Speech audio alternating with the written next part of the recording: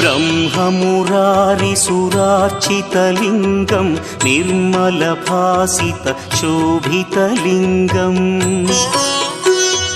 जन्मज दुःखविनाशकलिङ्गं तत्प्रणमामि सदा शिवलिङ्गम्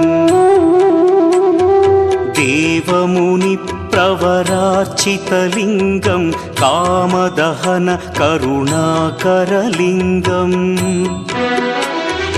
रावणदर्पविनाशकलिङ्गं तत्प्रणमामि सदा शिवलिङ्गम्